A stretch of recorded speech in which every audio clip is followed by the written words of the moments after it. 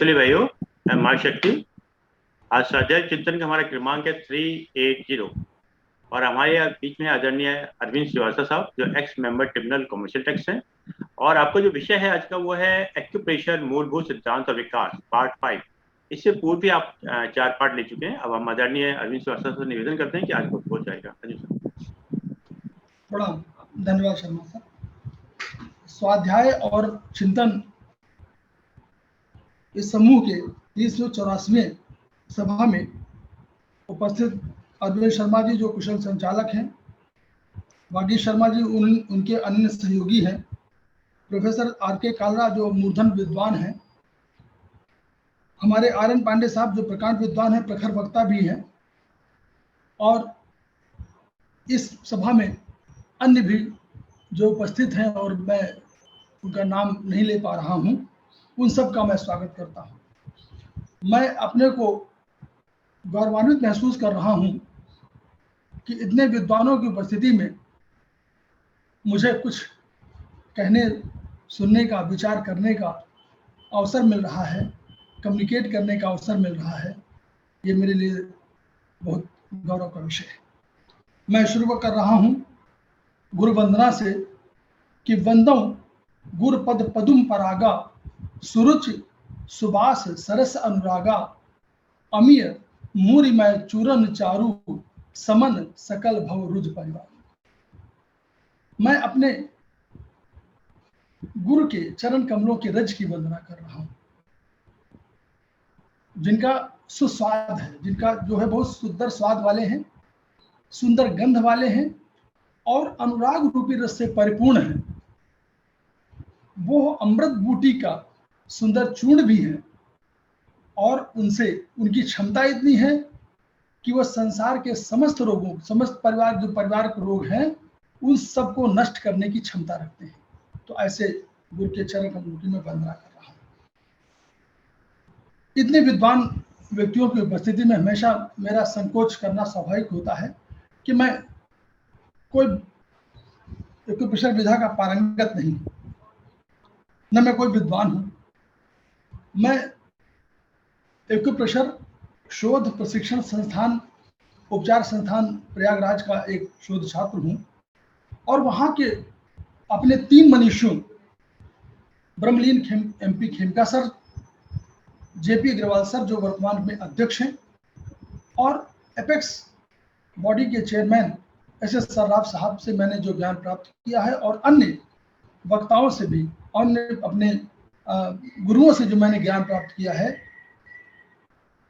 उनसे मैं आशीर्वाद ग्रहण कर रहा हूँ।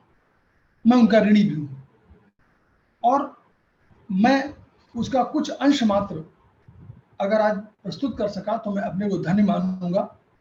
अगर उसको कोई त्रुटि होगी तो मैं उन सबके लिए क्षमा प्रार्थी हूँ। हम लोग विचार कर रहे थे एक्यूप्रेशर विधा के विकास यात्रा के बारे में। ये विकास यात्रा कई उसमें चल रही है और इस विकास यात्रा में एक प्रश्न बार बार ये उठता है कि क्या भारतवर्ष के मनीषियों ने इस विधा पर या उनका कोई योगदान नहीं है या इस विधा में उनका कोई कार्य नहीं है। ये हमेशा रहा है, विषय चिंता का रहा है। इस संबंध में मैं ये कहना चाहूंगा कि देखिए, हमारा भारतीय दर्शन सब दर्शनों से बिल्कुल भिन्न था। ये जरूर है कि चीनी दर्शन भी उसी के समतुल्य माना गया, लेकिन हमारे मनीषियों ने अपने सत्व की खोज के लिए कार्य किया, अपने आत्मा के आनंद को अधिक अनुभव किया, शरीर के आनंद को कम ध्यान दिया, श्रुतियों स्मृतियों के माध्यम से अपने ज्ञान को बढ़ाने का, अपने ज्ञान को आगे ले जाने का कार्य किया। और परंपरागत रूप से हम लोगों ने ये माना कि नहीं, हम केवल अपने लिए नहीं है, सबके लिए है। सर्वे भवन्तु सुखिनः, सर्वे सन्तु निरामयाः, सर्वे भद्राणि पश्यन्तु मां कश्चित् दुःख भाग् भवेत्। किसी को दुख न हो, ये हमारी कल्पना रही।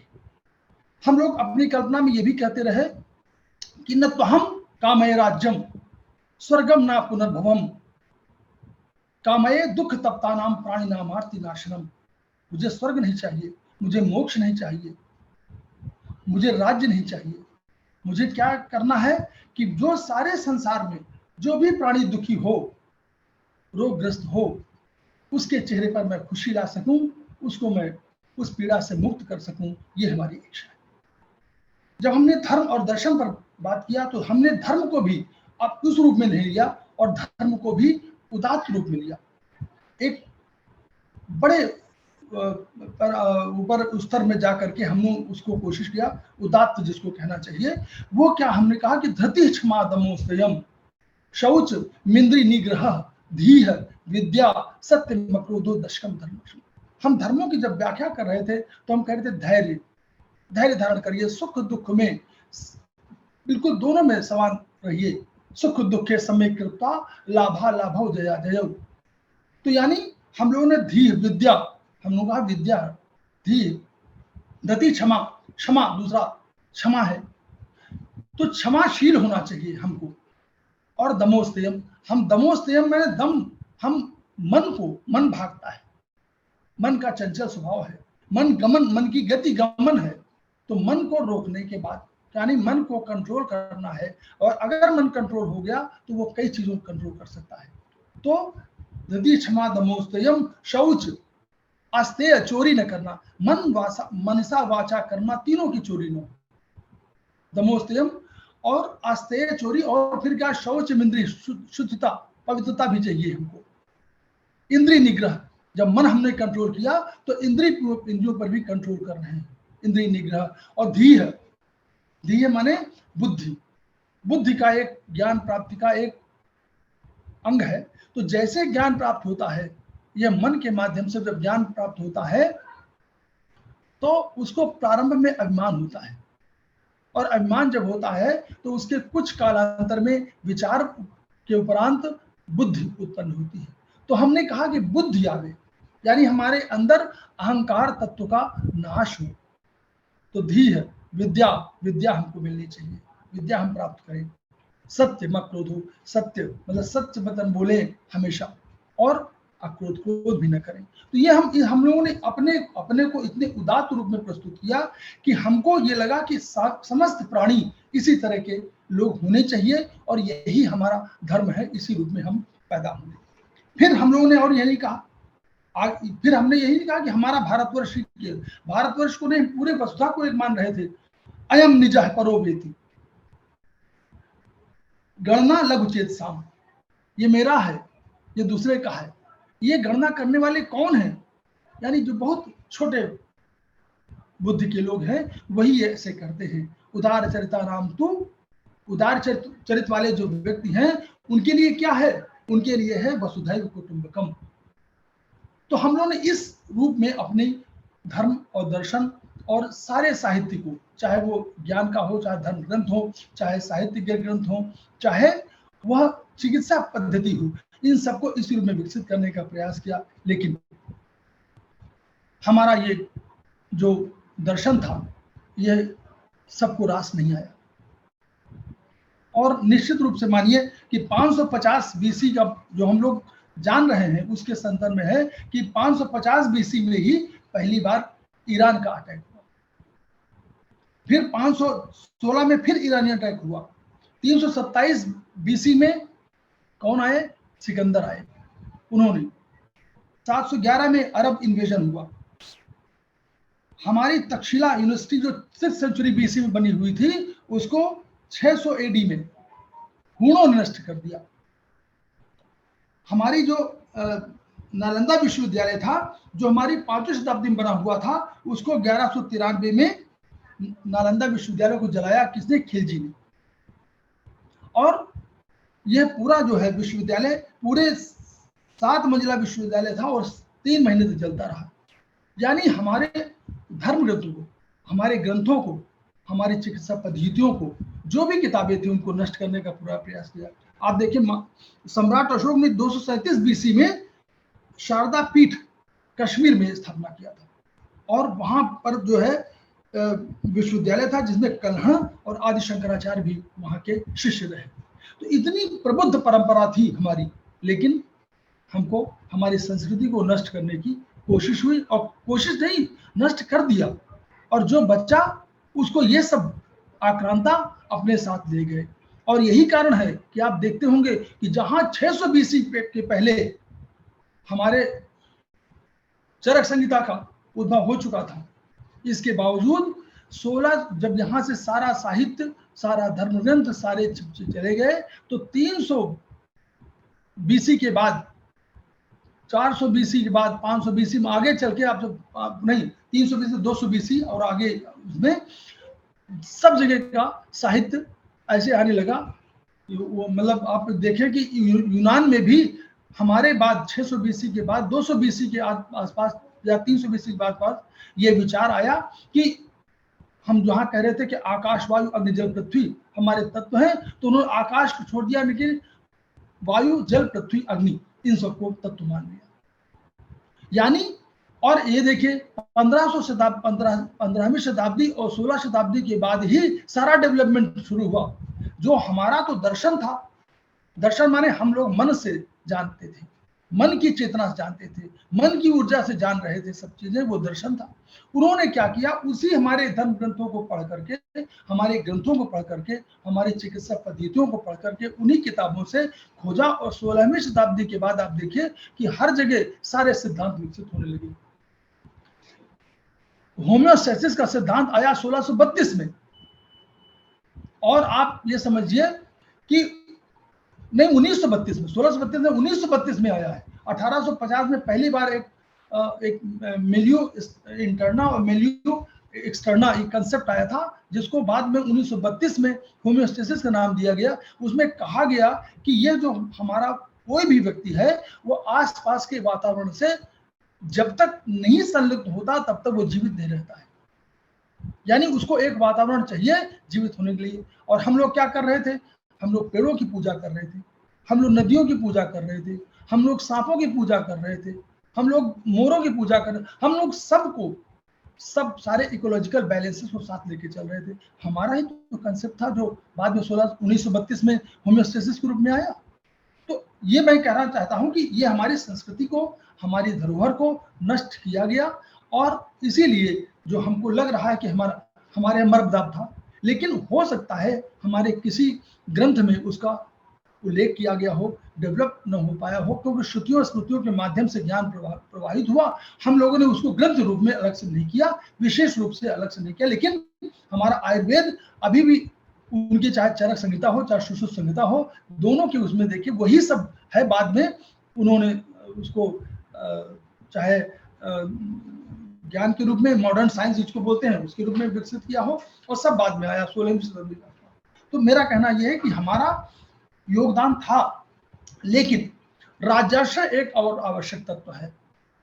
किसी विज्ञान को बढ़ाने के लिए राजर्षय बहुत बड़ा तत्व है।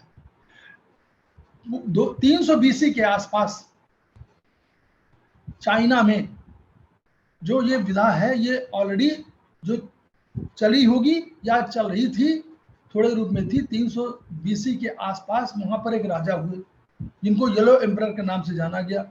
उन्होंने किताब लिखी, वो थोड़ा इस विधा के थोड़ा पारंगत थे, उन्होंने किताब लिखी और वही मील का पत्थर साबित हुई उनके लिए। लेकिन यही नहीं, 300 बीसी से डेवलपमेंट आगे नहीं है। 1949 में जब पहली बार माओ से तुंग आए, उस समय 54 करोड़ की आबादी थी चाइना की, और उसमें केवल 10,000 कौन डॉक्टर्स थे, सब एलोपैथ डॉक्टर्स थे। और 1949 में माओ से तुंग, राजर्षय की बात कर रहा हूं, हम सिस्टम की बात नहीं कर रहे हैं कि सिस्टम अच्छा था, सही था, लेकिन राजर्षय मिला और माओ से तुंग ने उसमें 5,50,000 यही विधा के डॉक्टर्स को गांव में भेज दिया। 10,000 डॉक्टर के अगेंस्ट, 10,000 एलोपैथिक डॉक्टर के अगेंस्ट में राजर्षय मिला 5,50,000 डॉक्टर्स का, ये जो थेरेपिस्ट थे। तो राजर्षय मिला, इसलिए चाइना में इसका विकास खूब हुआ। बाद में 1949 के बाद बहुत विकास हुआ, क्योंकि सारी जो चीजें थी उन्होंने राजर्षय मिलने लगा। हमारे यहाँ राजर्षय नहीं मिला उस रूप में, तो हमारे धर्म ग्रंथों को संस्कृत पढ़ना मुश्किल हो गया, संस्कृत पढ़ना मुश्किल हो गया, सारे आक्रांताओं ने नष्ट कर दिया। तो हम लोग जो हमारे यहाँ लिखा पढ़ा था भी वो बाहर चला गया और ज्ञान नष्ट कर दिया गया। इसलिए हमारा कभी लगता है कि कंट्रीब्यूशन नहीं है, बट कंट्रीब्यूशन में आप देखते धीरे धीरे देखिएगा कि सारा कंट्रीब्यूशन भारतीय दर्शन का ही है। मैं इसी को धीरे धीरे बताता चलूंगा। हम अभी तुलना नहीं कर रहे हैं, आगे ये रिसर्च का वर्क है कि हम लोग आगे तुलना करें कि कैसे हुआ, लेकिन मैं बताऊंगा कि कैसे कैसे डेवलपमेंट हुआ। 1975 में, इस महायात्रा में 1975 में जब हमारे पार्क जेबू जो कोरिया के दार्शनिक थे, इन्होंने टीसीएम का अध्ययन किया और भारतवर्ष आए, और भारतवर्ष में इन्होंने अध्ययन किया हमारे दार्शनिक ग्रंथों का। अब देखिए उन ग्रंथों से क्या हुआ। हमारा कंसेप्ट क्या था? हमारे कंसेप्ट में क्या था? पहले चाइना में कंसेप्ट हुआ दो सत्ताएं हैं, उन्होंने कहा इन और यांग दो सत्ताएं हैं। हमने भी माना था प्रकृति और पुरुष दो सत्ता है, एक प्रकृति माना एक पुरुष माना। लेकिन हमने ऐसा नहीं कहा कि फिर हमने कहा कि अद्वैतवाद, हमने कहा नहीं, सत्ता एक ही है, ब्रह्म सत्य है, जगत मिथ्या है, यानी वो आभास मात्र है, तो हमने वो भी कहा। हमने यही नहीं कहा, लेकिन हमने तीन सत्ताओं की कल्पना भी की। हमने कहा ब्रह्मा विष्णु महेश और परमेश्वर। परमेश्वर अदृष्ट है और ब्रह्मा विष्णु महेश सगुण है। यानी हमने क्या कहा कि उनमें तीन सत्ताएं हैं, एक अप्रकट है और तीन प्रकट है। और प्रोफेसर पार्क जीवो ने यही कहा कि तीन सत्ताएं हैं प्रकट और एक सत्ता अप्रकट। तीन सत्ताओं में कहा होमो, हेट्रो, न्यूट्रो, ये प्रकट सत्ता है, और न्यूटो कहा ये अप्रकट सत्ता है। न्यूटो परमेश्वर या आत्मा या परमात्मा, उनको उस रूप में आप उसको मानिए, तो ये न्यूट्रो शक्ति थी। और जो होमो शक्ति थी, और मैं आगे बता रहा हूं होमो शक्ति क्या, ब्रह्मा जो है, ब्रह्मा क्या है? ब्रह्मा जो है कर रहे हैं रचना। रचना माने वो चाहते हैं कि सृष्टि का विकास क्रम हो, मूवमेंट हो, आगे लोग डेवलप हों, और यही हेट्रो फोर्स कर रही है, जो उनकी थ्योरी है। वही कह रहे कि हेट्रो फोर्स है। तो हेट्रो फोर्स क्या है? ब्रह्मा ने सृष्टि की रचना किया और कहा है कि हम नहीं सृष्टि करेंगे। अब होमो फोर्स कहती है कि नहीं, हम सबको समान कर देंगे। समान कर देंगे यानी नष्ट कर देंगे। नष्ट कर देंगे क्यों? क्योंकि नष्ट करने से ही जो अगर पंच तत्व है तो अपने में मिल जाएंगे और वो सब समान हो जाएंगे। वो शक्ति कौन सी है? महेश, हमारे रुद्र है, संहार करता है। तो वो शक्ति कौन सी है? वो शक्ति होमो शक्ति है। एक शक्ति है न्यूट्रो। तो न्यूट्रो शक्ति कौन है? एक विष्णु है। वो कहते हैं पालन करते हैं, वो दोनों के बीच में सामंजस्य स्थापित करके संहार और रचना के बीच में सबका प्रिजर्व कर रहे हैं। तो प्रिजर्वेशन काम न्यूट्रो फोर्स कर रही है। और न्यूट्रो फोर्स जो एक परम सत्ता की अभिव्यक्ति है और परम सत्ता के रूप में है, वो उदासीन भाव से, वो निर्लिप्त भाव से जगत के सारे कार्यों को देख रही है। यह प्रोफेसर पार्क जेबू की अवधारणा थी। और यह देखिए, यही अवधारणा हमारे दार्शनिक ग्रंथों की यही अवधारणा है। और यही अवधारणा तो यहाँ पर आए, लेकिन उन्होंने एक अपनी थ्योरी बनाई। लेकिन यह थ्योरी हमारे यहाँ पहले से किसी न किसी रूप में प्रोपाउंड थी, उसको अलग से कहने की आवश्यकता नहीं है। बहुत बड़ी थ्योरी है, चाहे केशववाद, चाहे हम लोग ब्रह्म सत्य जगत मिथ्या की बात करें, सारे कंसेप्ट यही सब है। और वो उन्होंने वो अपनी थ्योरी। अब हम लोग आगे बढ़ते हैं कि ये हम लोगों ने इसको पिछली बार डिस्कस किया था। ओम के बारे में भी कहा था उन्होंने ओम को भी कहा, डिफाइन किया ओम को कि ओम में आप ऊ लिखते हैं, उसके बाद एक गोला, ऊ का गोला जो बनता है, गोला बनने ऊपर आप बिंदी लगाते हैं। तो उनका बिंदी जो है वो न्यूट्रो शक्ति है।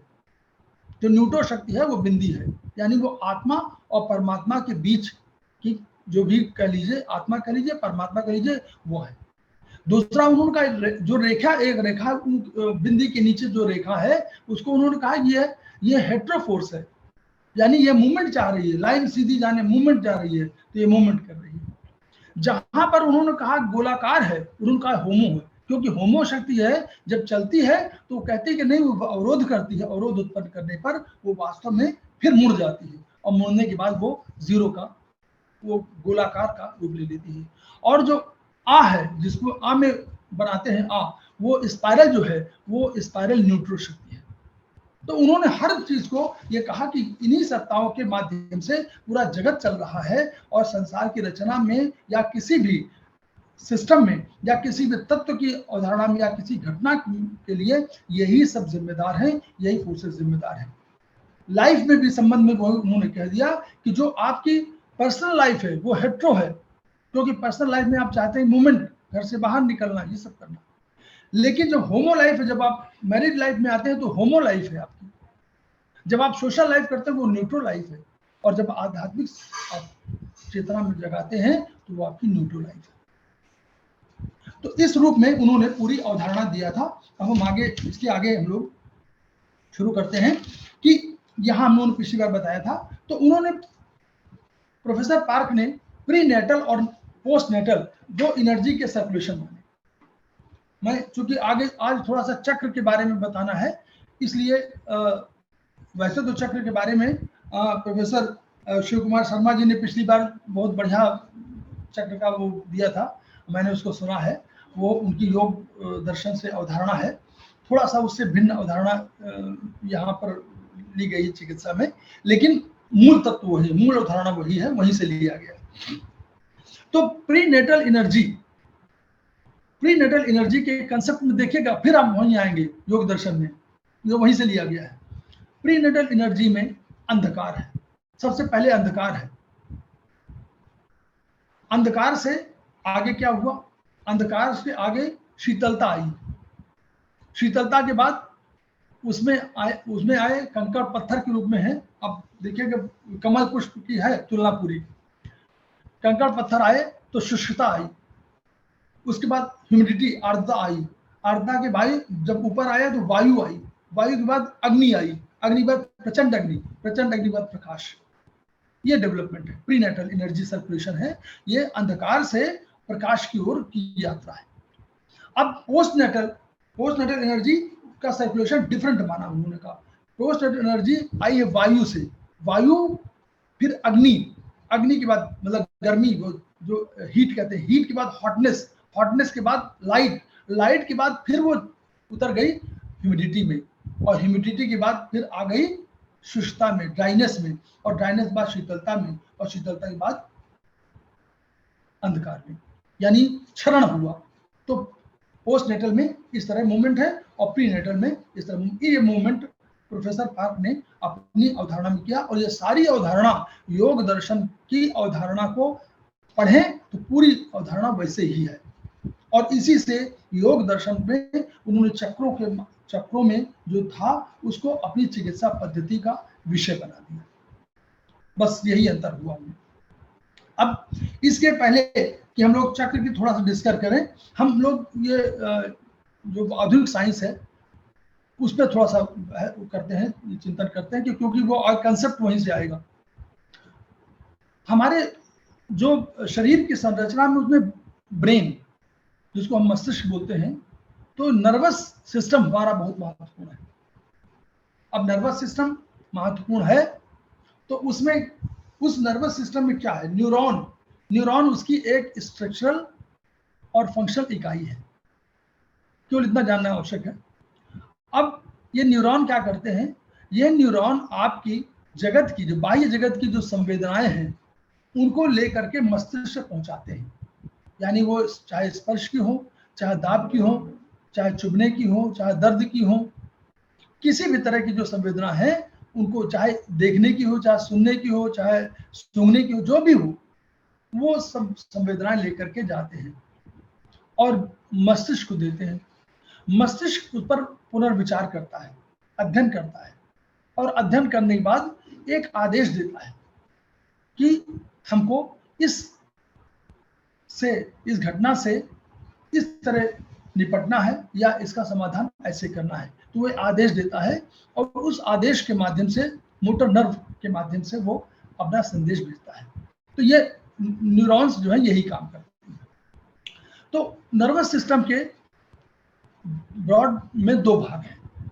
एक है आपका ऑटोनोमस नर्वस सिस्टम, जो ऑटोनॉमिक है, इनवॉलंटरी जिसको बोल देंगे, और एक है वॉलंटरी। वॉलंटरी के भी दो भाग हैं। एक है हमारा ब्रेन, जो एक है सेंट्रल नर्वस सिस्टम है, और एक peripheral nervous. Peripheral nervous system है। तो सेंट्रल नर्वस सिस्टम माने जो शरीर के सेंटर में है वो सेंट्रल नर्वस सिस्टम है। अब सर हमारा देखिए, मस्तिष्क हमारा ऊपर है, वो बिल्कुल सेंटर में है, और जब हम लोग नीचे जा रहे हैं तो पीछे स्पाइनल कॉर्ड है। तो स्पाइनल कॉर्ड दोनों दो भाग हुए उसके, स्पाइनल कॉर्ड और ब्रेन दोनों का एक। पेरिफेरी माने शरीर का जो दूर का हिस्सा है वो पेरिफेरी कहलाया। पेरिफेरल नर्वस सिस्टम में दो उसके भाग हुए, उसमें दो तरह की स्पाइनल नर्व, एक स्पाइनल नर्व हुई और एक क्रेनियल नर्व हुई। स्पाइनल नर्व माने जो स्पाइन से निकलती, जो स्पाइन रीढ़ की हड्डी पीछे जहां जिसका जो आधार है, जिसकी वजह से आप खड़े होते हैं, तो जो उससे निकलती है दोनों तरफ स्पाइन से जो नर्व निकलती हैं वो 31 पेयर होती हैं, इनको स्पाइनल नर्व बोलते हैं, क्योंकि स्पाइन से निकलती हैं इसलिए स्पाइनल। क्रेनियल मतलब मस्तिष्क को क्रेनियल भी कहता है, क्रेनियल कैविटी है ये। तो क्रेनियल कैविटी से जो निकलती हैं उनको क्रेनियल नर्व्स बोलते हैं। ये 12 पेयर होती हैं। इन 12 पेयर्स में सबसे महत्वपूर्ण जो है वेगस नर्व होती है, वो केवल 10वीं नर्व है जो पूरे शरीर में जाती है, और शेष 11 पेयर केवल चेहरे तक, यहां तक सीमित रहती है। तो अब ये इसका सिस्टम हो गया। दूसरा जो ऑटोनॉमिक है उसमें पैरासिम्पैथिक और सिंपैथिक दो नर्व होती है। सिंपैथिक माने होते जब कोई ऐसी घटना जो आपके सामने पहली बार आई हो और आपको उससे लड़ना हो, जूझना हो या उससे संघर्ष करना हो, जैसे भी कोई हो, तो उसके लिए जो कोई भी नर्व एक्टिव होगी वो सिंपैथिक नर्व होगी, आपके शरीर के सहयोग, आपके मन के सहयोग देने के लिए ये होगी। और पैरासिम्पैथिक माने होगा जो वापसी जब करते हैं तो वो नर्व काम करती है। ये हमारा ब्रॉड में सिस्टम है। अब इसी से जुड़ा क्या हुआ कि जो नर्व, जो हमारी रीढ़ की हड्डी है, इससे जो नर्व निकलती है वही आगे चल के वो आगे इधर भी निकली नर्व, इधर भी निकली नर्व, और दोनों तरफ जो नर्व निकल करके एक जाल बनाती है। जाल को हम लोग उन्होंने प्लेक्सिस कहा, प्लेक्सिस बनाती है, और इन प्लेक्सिस में सब मिक्स हो जाते हैं। जैसे आप बिजली के तार में देखें, तारों आते हैं हरे नीले पीले सब मिक्स हो जाते हैं, और फिर इसके बाद फिर एक जोड़ा बना देता है। तो ऐसे ही हमारे रीढ़ की हड्डी से निकलती है दोनों तरफ, और वो फिर एक जगह पर प्लेक्सिस बनाती है, मतलब जाल बनाती है, और उस जाल से फिर निकलती है, वो आगे जाती हैं। इसीलिए कभी कभी ऐसा होता है कि आपको सर्वाइकल की प्रॉब्लम मान लीजिए है, तो सर्वाइकल में यही नहीं, जो सर्वाइकल के C1 C2 उसके ऊपर नीचे है, अगर उसमें है तो 2 नर्व 3 नर्व एक साथ उसमें आगे होती है, तो उसका यूज जहां हो रहा होगा वो वहां पर प्रभावित होगा। अगर वो जा रही है आपके लंग्स की तरफ तो लंग्स प्रभावित होगा, अगर वो एक उसमें नर्व कोई चली गई थोड़ा सा और नीचे तो वो वहां भी प्रभावित होगा। यही कारण होता है। तो ये जनरल बताने का ये कि जो चक्रों की अवधारणा है ये इन्हीं के आधार पर हमारी आई है। अब देखिए चक्रों को कहां से लिया इन्होंने, चक्रों को योग दर्शन से लिया। योग दर्शन का मतलब क्या है, योग दर्शन में जो योग का मतलब है युज धातु है, संस्कृत का युज धातु है, उससे इसकी उत्पत्ति हुई है। और योग का मतलब है दोनों को जोड़ना। अब क्या जोड़ना है, अब हम लोग, हमारा जो योग दर्शन है, हमारे मनीषियों ने क्या जोड़ा, हमारे मनीषियों ने जोड़ा आत्मा का और परमात्मा। अब आत्मा परमात्मा कैसे, हमारी जो शरीर की ऊर्जा थी उस शरीर की ऊर्जा को ब्रह्मांड की ऊर्जा से साम्य स्थापित करना। शरीर की ऊर्जा को जो है उसको हम लोग ऊर्जा की बात कर रहे हैं कि ऊर्जा का असंतुलन हुआ, ऊर्जा की कमी हुई तो रोग, और ऊर्जा की अधिकता हुई तो रोग। तो उन्होंने क्या किया, उन्होंने ब्रह्मांड की ऊर्जा से साम्य कर लिया, तादाद में स्थापित कर लिया। तो अगर आपके शरीर की ऊर्जा अधिक हुई तो ब्रह्मांड में भेज दिया, और ब्रह्मांड की ऊर्जा अधिक हुई तो अपने शरीर में उसे ले लिया। ये योग था, ये योग दर्शन था। और उन्होंने वही खोज किया कि हमारे शरीर में चक्र भी स्थित है। और ये चक्र क्या है, ये चक्र हमारे ऊर्जा के बहुत बड़े स्रोत हैं, ऊर्जा के पुंज हैं। और इन्हीं ऊर्जाओं के माध्यम से हम बहुत योग दर्शन की व्याख्या नहीं कर रहे, हम लोग केवल अपने जहाँ पर चिकित्सा में जितना यूज है उसका। इन योग दर्शन में उन्होंने कहा कि इन चक्रों ये प्लेक्सस की तरह है। जैसे हमारे शरीर में प्लेक्सस है, बड़े सेंटर हैं, और इन सेंटर में ऊर्जा पूंजीभूत रूप में आती है। तो यदि इनको आप एक्टिवेट कर लेंगे या इनमें ऊर्जा का प्रसार कर लेंगे तो आपको दो काम होंगे। अगर ऊर्जा अधिक हुई तो उसको आप सब जगह फैला देंगे, और ऊर्जा कम हुई तो ब्रह्मांड से आप उसको योग दर्शन के माध्यम से, योग के माध्यम से उसको समेट लेंगे और आप स्वस्थ रहेंगे। ये उसका कुल मिलाकर योग दर्शन का जो हमारा चक्र का ये था। योग दर्शन में शिव कुमार शर्मा सर ने जो व्याख्या किया था, बहुत बढ़िया व्याख्या है उनकी। वो योग दर्शन की पूरी जो हमारा साहित्य है, जो हमारा ग्रंथ है, जो हमारा दर्शन है, उसकी व्याख्या है, और वो व्याख्या बहुत कठिन है, और अभी चक्रों पर रिसर्च ठीक से हुई भी नहीं है। अभी चक्रों पर जितना रिसर्च की जाएगी, योग दर्शन पे जितना भी रिसर्च किया जाएगा कम होगा, क्योंकि चक्रों की अवधारणा बहुत बड़ी अवधारणा है। और कितने चक्र हैं अभी कहानी, लगभग 88,000 तो बताए जा रहे हैं, लेकिन चक्र इनसे अधिक भी हो सकते हैं। हालांकि हम लोग 8 चक्रों का, 9 चक्रों का ही जिक्र करते हैं, अधिक चक्रों का जिक्र नहीं करते हैं। तो ये चक्र जो कंसेप्ट आया इसमें, वो चक्रों कंसेप्ट यही आया कि उन्होंने कहा कि ये जैव ऊर्जा के केंद्र हैं, जो हमारी फोर्स है, ऊर्जा है, उसके ये सेंटर है, इन सेंटर में। और ये इनमें क्या है, जैसे हमारे मेरिडियन जो मेरिडियन कंसेप्ट था, उसमें क्या था, या तो लंबवत है या हॉरिजॉन्टल है। शायद अधिकांशतः लंबवत है और हॉरिजॉन्टल एक ही दो है। तो जो लंबवत है वो क्या करेंगे, ऊपर से लेके नीचे तक जाएंगी, और नीचे से लेके ऊपर जाएंगी, बस यही तो कहा, एक ही तरह का मूवमेंट है। लेकिन अब चक्र क्या है, चक्र जो है, चक्र गोलाकार है। तो चक्र क्या, प्रगति, उन्नति, विकास और मूवमेंट, इन सब की बात बताते हैं। यानी अगर उन्नति का मार्ग है तो ये भी, इसीलिए चक्र को उन्होंने चक्र कहा गया। और चक्र सब कमल पुष्प की तरह है। कमल पुष्प में हम देखें, सारी चीजें, प्रकृति के सारे उपादान कमल पुष्प लेता है। कैसे लेता है, पानी में रहता है, कीचड़ में रहता है। तो आग, आकाश, वायु, अग्नि, जल, पृथ्वी, सबका संपर्क देखिए उससे होता है। और किसी पुष्प में शायद ही होता हो, मैं ये नहीं कह रहा हूं कि होता है, और पुष्प में कम होता है, और सब बाहर प्रकृति के साथ है, तो हवा ले रहे हैं, आकाश ले रहे हैं, ये जल भी लेता है, और जल है, कीचड़ भी लेता है, आर्द्रता यानी ह्यूमिडिटी जो कंसेप्ट है वो भी ले रहा है, वो जो पृथ्वी का तत्व है। तो यानी आकाश, वायु, अग्नि, जल, पृथ्वी, इनके साथ ये पूरा डेवलप होता है, और बाद में वायु और अग्नि के साथ संपर्क में आता है, ताप आता है, सूर्य की रोशनी आती, सारी होती है। तो इन सब के उसमें तो कहा कि ये हमारे जो परिष्कृत कार्य होते हैं हमारे शरीर के और मन के, उनको करने के लिए ये सक्षम होते हैं। उनको अब ये हम लोगों ने कहा कि हम कह रहे थे ना कि योग दर्शन में जो 8 चक्र हैं, इन्हीं चक्रों पर पूरे मानव शरीर विज्ञान, यानी जो आधुनिक साइंस है, उन्होंने अपने एंडोक्राइन सिस्टम फिट कर रखे उन्हीं जगहों पर, सारे एंडोक्राइन सिस्टम। यानी क्या हुआ, यानी जो एंडोक्राइन, वर्चुअली एंडोक्राइन सिस्टम का काम क्या है उनके हिसाब से, एंडोक्राइन सिस्टम काम क्या है कि वो हार्मोन्स निकालते हैं जो केमिकल मैसेंजर की तरह हैं, और वो केमिकल मैसेंजर बहुत अल्प मात्रा में अगर उनका सिक्रेशन होता है तो वो बहुत से महत्वपूर्ण परिवर्तन करते हैं, और एंडोक्राइन सिस्टम और ब्रेन सिस्टम, जो नर्वस सिस्टम है, दोनों मिलकर के शरीर के सारे कार्यों का संचालन करते हैं। और कहीं कहीं तो ये नर्वस सिस्टम को भी संचालित करता है, एंडोक्राइन सिस्टम। तो वो जो एंडोक्राइन सिस्टम उन्होंने खोजा, वो हमारा योग दर्शन पहले ही खोज चुका था। वो कह रहे थे ये 8 चक्र हैं, और उन्हीं जगहों पर उन्होंने बताया कि जहां पर उन्होंने कहा कि एंडोक्राइन सिस्टम है।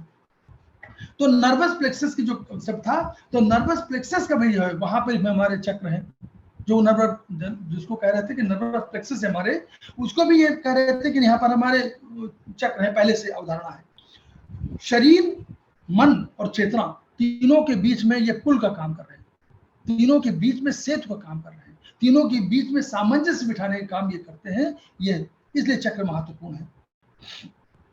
अगर चक्र, देखिए चक्रों में गति है, अगर चक्र गतिशील है तो आप शरीर में स्वस्थ हैं, और गतिशील नहीं है, चक्र रुक गए हैं, तो यानी आपकी ऊर्जा का क्षरण हो रहा है और आप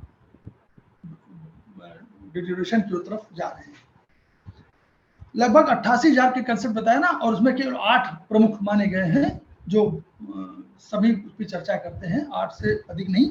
और अभी इसीलिए मैंने कहा कि बहुत अधिक उस पर रिसर्च होने की जरूरत है, और शायद हम लोग योग दर्शन में भी आगे नहीं कर पाए होंगे, और प्रोफेसर पार्क भी आगे नहीं कर पाए, क्योंकि वही 8-10 के उन्होंने 8 का ही कंसेप्ट उन्होंने बताया है। और ये मेन वर्टिकल एक्सिस जो आपका ये वर्टिकल एक्सिस है ऊपर से नीचे तक, उसी में है, और सारे जो है प्लेक्सस जो हमारी स्पाइनल कॉर्ड है, इसमें से आके मिलते हैं सारे चक्र जो है यहीं से आकर मिलते हैं।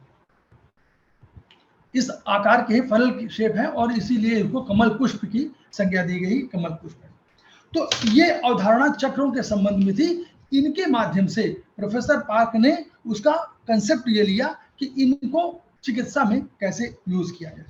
तो जब उसका आया हमारे, जो कि टीसीएम का कंसेप्ट था, तो टीसीएम के कंसेप्ट में इनकी अवधारणा के पूर्व ये था कि जो उसका मूल सिद्धांत है वो तो वही रहेगा। प्रोफेसर पार्क ने अपने इस सिद्धांत में इनको मूल अवधारणा से ही जोड़ा, और कहा कि जो उनके 8 गाइडिंग प्रिंसिपल्स है, उन्हीं के आधार पर हम इसका ट्रीटमेंट आगे चल के करेंगे। तो अवधारणा वही थी, जैसे इन यांग का सिद्धांत उनका जो पहले था, वही इन्होंने भी वही लिया है कि इन यांग का सिद्धांत उनका था। तो इन यांग में सिद्धांत में क्या था? इन यांग सिद्धांत में देखिए, रोग के संदर्भ में आप देखिए तो इन रोग कौन सा होगा?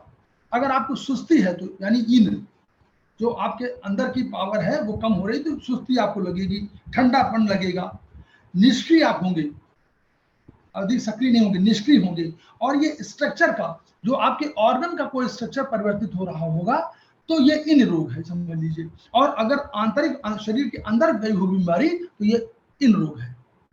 इसको इन रोग कहा उन्होंने, जो आंतरिक होगी, जिसमें ठंडापन अधिक महसूस होगा, जो स्ट्रक्चर की प्रॉब्लम होगी वो इससे होगी।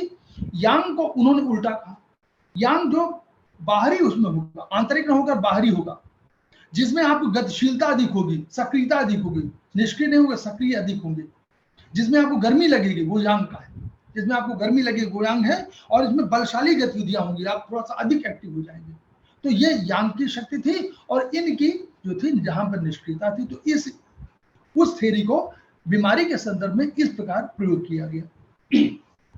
एक उनका सिद्धांत था कि आंतरिक और बाहरी, आंतरिक रोग है कि बाहरी रोग है। अब उसको समझने के लिए हम लोग समझना पड़ेगा कि आंतरिक क्या है, बाहरी क्या है। अगर अंदर के ऑर्गन प्रभावित हैं तो इसका मतलब कि रोग आंतरिक है, रोग आंतरिक है। और कैसे इसको मालूम पड़ेगा? आंतरिक धीरे धीरे, आंतरिक रोग क्या है? बाहर, सबसे पहले बाहरी वातावरण से शरीर प्रभावित होता है, तो ये बाहरी रोग होता है। पहले शुरुआत की दिशा में, जैसे आपको कहीं हवा तेज चली और आपको सर दर्द हो गया तो भी बाहरी है, आपको जुकाम हो गया तो भी बाहरी है, ये सब बाहरी है। धीरे जब ये आप इन रोगों से लड़ने की क्षमता कम होती जाती है और अंदर प्रवेश करता जाता है, तो वो आंतरिक होता है। यानी बाहरी वातावरण से प्रभावित हुआ वो पहले बाहरी, यानी इसको एक्यूट बोलते हैं, एक्यूट।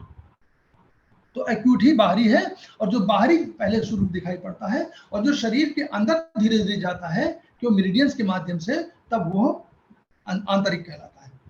तो बाहरी में क्या होगा? आपको गर्मी लग सकती है, ठंडक लग सकती है, सीरन हो सकती है, सिर दर्द हो सकता है, टेम्परेचर हो सकता है, नाक बंद हो सकती है, गले में खराश हो सकता है, ये सब बाहरी है। नाड़ी आपकी थोड़ा सा तेज चल सकती है, भाई आपका ब्लड प्रेशर देखा तो थोड़ा बढ़ गया, ये सब कारण बाहरी होगी। आंतरिक में क्या होगा? पुराना, जैसे अब कमर दर्द 8 साल का हो गया, 10 साल का हो गया, तो अब ये इसने स्ट्रक्चर प्रभावित करना शुरू किया, तो ये पुराना कमर दर्द होगा, तो ये आंतरिक हो जाएगा। अगर आपको अंदर से कोई वोमिटिंग हो रही है, एक बार की छोड़ दीजिए, अगर लगातार वोमिटिंग हो रही है तो इसका मतलब अंदर का कोई स्टमक या कोई ऑर्गन प्रभावित है, जिसकी वजह से ये वोमिटिंग हो रही है। अगर आपके मलमूत्र में परिवर्तन हो रहा, कलर में परिवर्तन हुआ, डिकलरेशन, मतलब जो कलर होना चाहिए, अगर सुनहरा पीला होना चाहिए मल का, और वैसा नहीं है, तो यानी डिकलरेशन अगर हो रहा है, तो ये मलमूत्र परिवर्तन है, तो ये आंतरिक रोग होगा, यानी रोग अंदर की ओर प्रवेश होगा। इसमें तेज ज्वर आएगा, इसमें तेज टेम्परेचर काफी तेज होगा, और आपको लगेगा कि भाई ठंड से हम ठंड में जाना चाहते हैं, तो ये आंतरिक रोग है। अब गर्म ठंडे का एक कंसेप्ट आया कि गर्म शरीर का टेम्परेचर एक रहता है, उसमें गर्म होता है, उसमें ठंडा होता है, तो एक उस टेम्परेचर पर ही अपने सारे ऑर्गन्स फंक्शनल होते हैं। तो गर्म ठंडे का जो कंसेप्ट आया, तो ठंडे में क्या होगा? ठंडक जब भी लगेगी तो आपको प्यास नहीं लगेगी, प्यास लगेगी नहीं, क्योंकि आप क्यों, अंदर जल अधिक है, यानी जल तत्व की प्रधानता इस समय, तो आपको आवश्यकता ही नहीं पड़ेगी पानी पीने की। पतले दस्त होंगे, क्यों, शरीर चाहेगा कि जो आपके अंदर की ठंडक है वो निकल जाए, तो पतले दस्त होना शुरू हो जाएंगे। आपकी गति धीमी होगी, क्यों, ठंडक लगी हुई तो गति धीमी होगी, आप देखिए। अच्छा, इसमें क्या होगा, जब ठंडक लगेगी तो आपको लगेगा चाय पी ले या गर्म कोई चीज पी ले, तो ये आपको ये समझ जाए कि आप ठंडक आपको लगी हुई गर्म पीने की इच्छा है।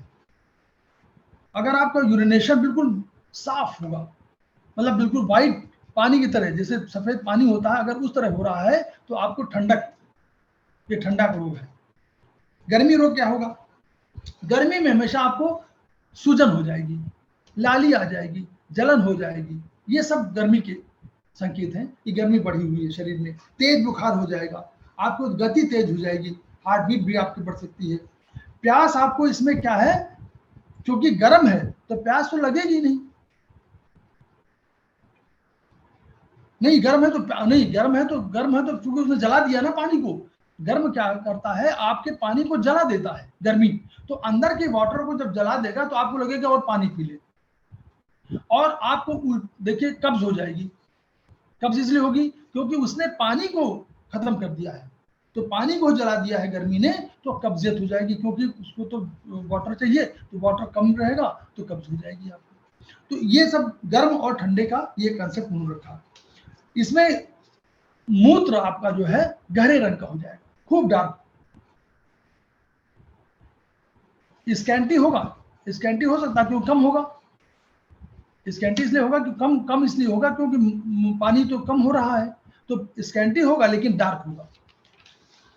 अब देखिए कमी और अधिकता का कंसेप्ट है।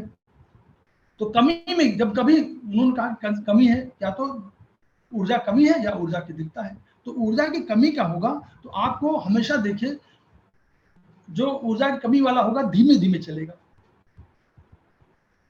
उसकी आवाज धीमी धीमी होगी, बहुत आवाज धीमे से बोलेगा, अरे क्या करें, कहाँ, इस तरह बोलेगा, मतलब आवाज से मालूम हो जाएगा कि ये इसमें ऊर्जा की कमी हो रही है। चेहरा पीलापन उसमें होने लगेगा, चेहरे में पीलापन हो जाएगा, और सांस भी शैलो ब्रीदिंग, जिससे उथली सांस हो जाएगी, मतलब पूरी सांस नहीं हो पाएगी। और इसका एक और वो है कि आप दबाएंगे सामान्य रूप से उस जगह पर किसी जगह दबाएंगे तो क्यों, कमी है तो इसने ऊर्जा अधिक दे दिया, तो ऐसा जैसे ऊर्जा दे दिया तो आपको राहत मिलेगी, आपको अच्छा लगेगा। अगर आपने दबाया और दबाने से आपको राहत मिल रही है तो इसका मतलब कमी है, और अगर आपने दबाया और आपको दबाने से और दर्द बढ़ा या कुछ चीज हुई तो समझ लीजिए कि अधिकता है ऊर्जा की, क्योंकि ऊर्जा आप दे रहे हो, आपने दबाया तो ऊर्जा दिया, तो ऊर्जा चूंकि कम होगी तो अच्छा लगेगा, और ऊर्जा अधिक होगी तो आपको खराब लगेगा। बस ये उसका वो है। पसीना, इसमें कमी वाले में पसीना अधिक आएगा। क्यों पसीना अधिक आएगा, क्योंकि जब कमी होगी तो पसीने का नियंत्रण लंग्स करते हैं और हार्ट दोनों मिलकर करते हैं। तो जब ऊर्जा कमी होगी तो यानी समझ लीजिए कि ऊर्जा कमी होने का मतलब, पहला मतलब है कि लंग्स की कमी, क्योंकि ऊर्जा का बाद में जो डेवलप्ड ऊर्जा है उसका संचालक लंग्स है। तो ऊर्जा की कमी में क्या होता है, वो पोर्स को, जो आपके शरीर के पोर हैं, इनको कंट्रोल करता है, और इनको कंट्रोलिंग पावर, अगर उसकी खुद ही पावर कम हो जाएगी तो कंट्रोलिंग पावर कम हो जाएगी, जैसे कंट्रोलिंग पावर होगी वैसे ही पसीना अनायास आने लगेगा। तो ये पसीना जब भी अधिक आ रहा है तो समझिए लंग्स की कमजोरी कहीं ना कहीं परिलक्षित हो रही है, लंग्स और हार्ट कॉम्बिनेशन की। और कमी में भी, अब कमी में क्या है, कमी का एक कंसेप्ट और भी कि कमी में तो हमेशा कमी होगी, तो यानी जल बढ़ा हुआ, कहीं जल भी बढ़ा होगा तो उसमें आपको पेशाब खूब आएगा।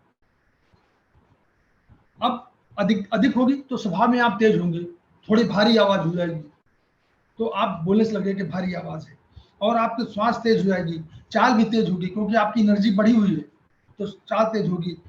और दबाव में जैसे वो है ना, उसमें कहा कि उसमें अच्छा लगेगा कि दवा देने पर आपको दर्द बढ़ जाएगा, आपको लगेगा अरे, क्योंकि एनर्जी पहले से अधिक है, एनर्जी और आपने दे दिया तो उसको दर्द अधिक हो जाएगा, बढ़ जाएगा, उसको अच्छा नहीं लगेगा। और इसमें क्या होगा कि मूत्र यानी यूरिन कम हो जाएगा। तो ये कंसेप्ट, इन कंसेप्ट के आधार पर प्रोफेसर पार्क ने अपने सिद्धांत को ये कहा कि ये इसका चिकित्सा में जो उनका योगदान, तो मेन तो योगदान था कि हाथ पैरों में उन्होंने स्थापित किया।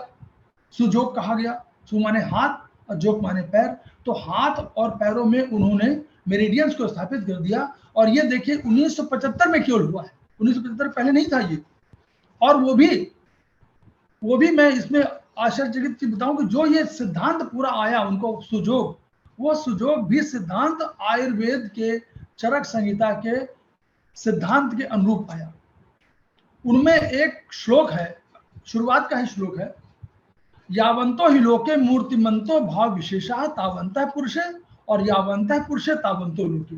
जितने भी मूर्तिमान भाव ब्रह्मांड में है वो पुरुष माने व्यक्ति में है, पुरुष माने नारी पुरुष नहीं, पुरुष में है। और जितने भी पुरुष में है मूर्तिमंत भाव वो ब्रह्मांड में है। यानी ये कंसेप्ट में प्रोफेसर पार्क ने पकड़ा कि जब ब्रह्मांड में और हमारे शरीर में तुलना है तो हमारे शरीर के इस सिस्टम में क्या कोई और अंग नहीं हो सकता जिससे तुलना हो सकती है। उसके आधार पर उन्होंने सुजोग सिस्टम बनाया। तो वहीं से जो वो श्लोक है उसी श्लोक की आगे एक्सटेंशन है ये, कि उन्होंने कहा कि हाथ में उसी तरह जैसे शरीर के 3 भाग हैं, आप देखिए हाथों में आप देख लीजिए 3 है, 1 2 3 जोड़ है। यहाँ देखिए उंगलियों में 3 जोड़ है, सब में हुए। सर में 2 जोड़ है, यहाँ 2 जोड़ है, अंगूठे में 2 जोड़ है। तो अंगूठे में उन्होंने सर और इसको मान लिया। इनमें ये इस तरह करने पर जो बाहरी थे उनको हाथ कहा और इनमें कहा पैर, और यहीं पर मेरिडियन स्थापित कर दिया। और इन मेरिडियंस में जब रिजल्ट आया, जब ट्रीटमेंट किया तो रिजल्ट वही आया जो ओरिजिनल मेरिडियन में आना चाहिए। तो यानी इस उनकी ये थ्योरी, इसी तरह सुजोग थ्योरी बहुत पॉपुलर थ्योरी हुई। और इसके आगे जब बढ़े तो उन्होंने भारतीय दर्शन में फिर वही लिया और भारतीय दर्शन से सारी चीजें लेना शुरू कर दिया कि वो ये जो पूरा योग दर्शन का उन्होंने लिया। योग दर्शन में थोड़ा सा, योग दर्शन से थोड़ा भिन्न है, केवल कलर में, लेकिन ऊर्जा के जो पूंजीभूत रूप है इसको वो भी मानते थे और हम लोग भी, मतलब योग दर्शन मानता था और इसको प्रोफेसर पार्क जेबू ने भी माना। लेकिन कलर का अपना कंसेप्ट उन्होंने इस सिद्धांत के अनुसार डेवलप किया कि कमल पुष्प से कैसे कैसे डेवलपमेंट होता है। तो अभी थोड़ा सा बता दूं और कि इसको डिटेल तो अब धीरे धीरे यात्रा चलेगी। क्यों जो चक्र कहे गए वो चक्र जो है 8 चक्र कहे गए। अब हम केवल शर्मा सर कंटिन्यू करें, सब कंटिन्यू करिए, बिल्कुल।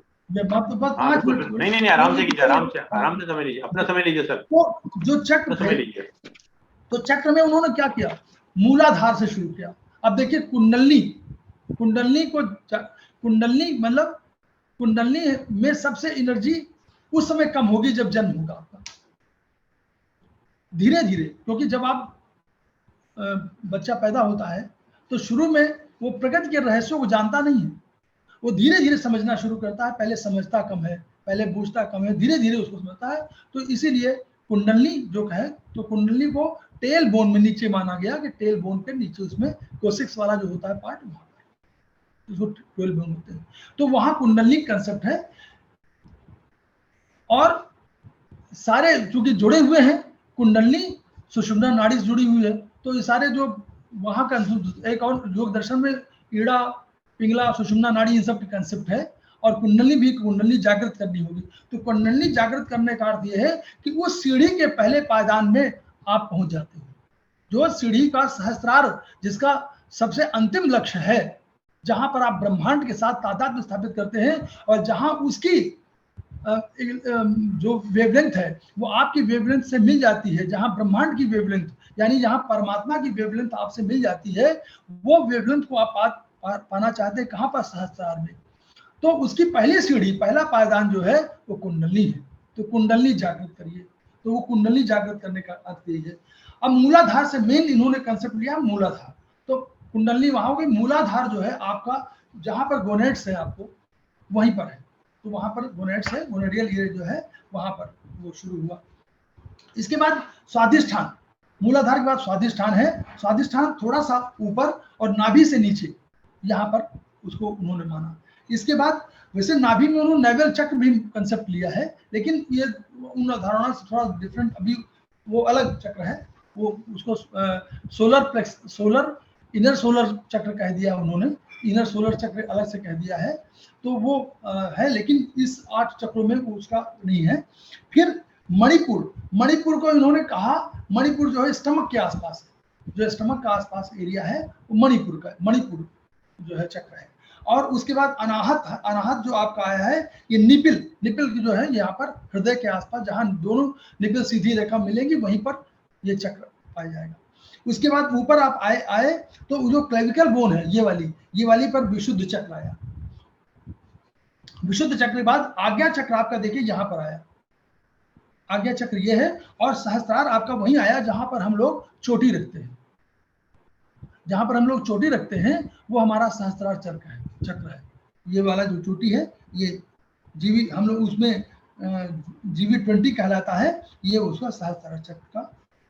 तो अब जैसे कमल पुष्पों में एनर्जी ग्रोथ, एनर्जी बढ़ते हुए क्रम में दिखाई गई थी, तो आप 4 कमल दल कंसेप्ट माने गए, यानी 4 कोई प्लेक्सेस हैं, 4 प्लेक्सेस जुड़े हुए हैं, 4 नाड़ियों के समूह जुड़े हुए हैं। ये इन्होंने शुरू में कहां से माना? मूलाधार से। कुंडलनी में शायद उन्होंने नहीं माना, वहां नहीं माना, उन्होंने कहा कि वहां कमल दल नहीं हुआ, वो अपने आप जुड़ती है जब आप योग साधना में लगते हैं। इसके बाद 4 पेटल का मतलब उसकी एनर्जी 4 के हिसाब से आप समझिए। फिर स्वादिष्ठान में 6 पेटल माना, यानी 6 नाड़ियां या 6 बड़े प्लेक्सेस कहीं उनसे जुड़ाव हो रहे हैं। फिर मणिपुर में उन्होंने 10 पेटल माना, उसके 10 पेटल बनी और बढ़ी एनर्जी। फिर अनाहत में उन्होंने 12 पेटल मान लिया, और विशुद्ध में 16, और फिर आज्ञा में यहाँ पर 96, और उसके बाद सहस्त्रार में 1000, यानी 4 से लेकर के 1000 तक की यात्रा, यानी ऊर्जा के क्रम को बता रहे हैं कि कितने ऊर्जा जो है, सहस्त्रार की ऊर्जा कितनी शक्तिशाली है। और ये तब है, सहस्त्रार की ऊर्जा जैसे ही आपने ग्रहण किया योग दर्शन के अनुसार, वैसे ही आप ब्रह्मांड के साथ आपका सीधा तालमेल हो जाता है। फिर आप बोलते हैं त्रिकालदर्शा, त्रिकालदृष्टा बोलते हैं ना कि त्रिकालदर्शी है, त्रिकालदृष्टा वही है। वो क्यों? क्योंकि वो ब्रह्मांड के साथ अपना तादाद स्थापित कर चुके हैं, वेवलेंथ मिल चुकी है। अब इसमें तमाम है, इमोशंस भी हैं। अब उन्होंने आगे तमाम, क्योंकि चिकित्सा को था तो इमोशंस को पूरा डिलाइव किया। सहस्त्रार में उनकी जो इमोशंस का था वो उन्होंने लव माना, प्रेम, और कुंडलनी में शांति माना, या अगर डेवलप नहीं हुई कुंडलनी तो हेटेड मान लिया, अगर उसमें असंतुलन है तो हेटेड मान लिया।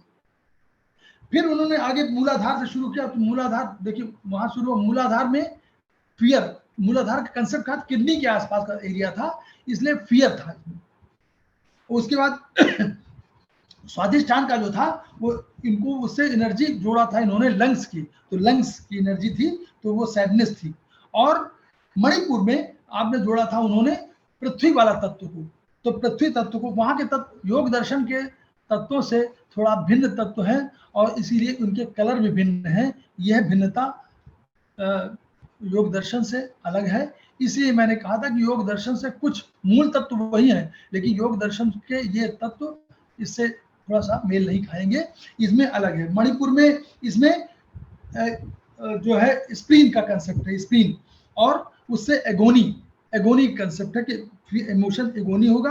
और अनाहत में चूंकि इसमें लीवर है, तो लीवर का जो मेन है वो क्रोध है, लीवर का इमोशन क्रोध है। और इसके बाद हार्ट, विशुद्ध में हार्ट है, यहाँ पर आके हार्ट है, जो ये वाला हार्ट है, तो हार्ट को उन्होंने माना जॉय। और उसके बाद आज्ञा चक्र था वो हैप्पीनेस, यहाँ पर हैप्पीनेस। और सहस्त्रार को उन्होंने लव का कंसेप्ट, मतलब आपको लगता है कि सब, जब जगत एक है और आत्मा परमात्मा एक है, तो शायद हो सकता है यही कंसेप्ट रहा हो कि तब लव का ही विकास हो रहा है।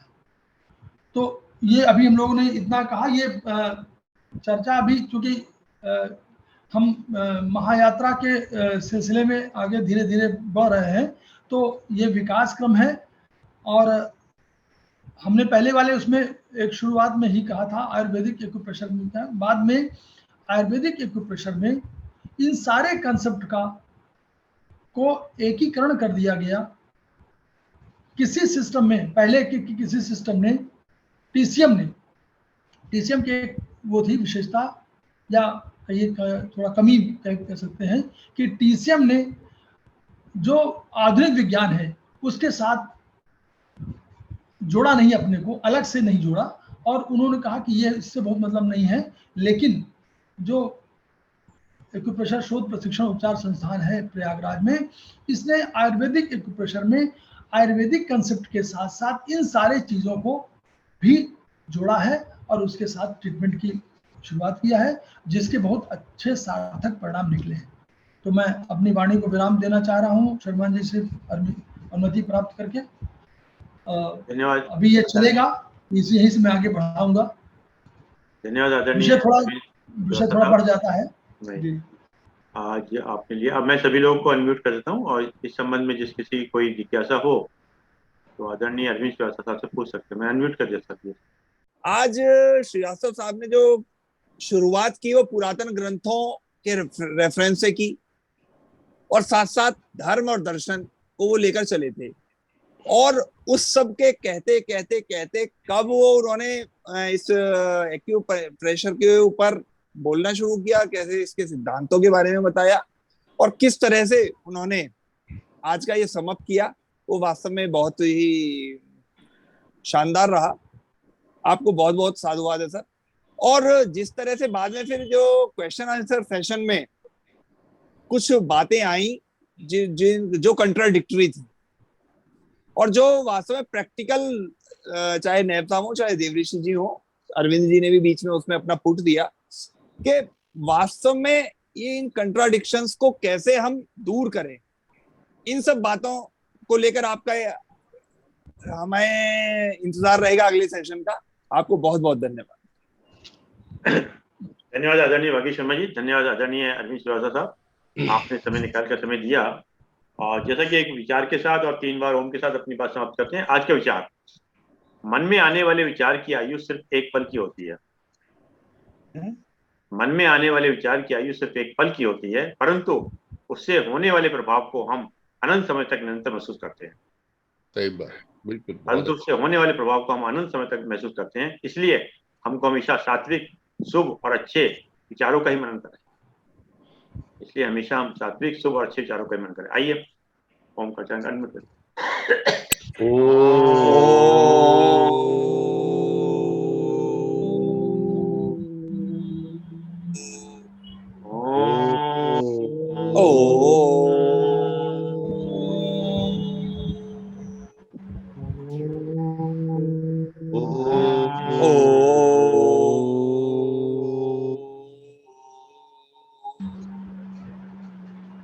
शांति शांति शांति शांति शांति।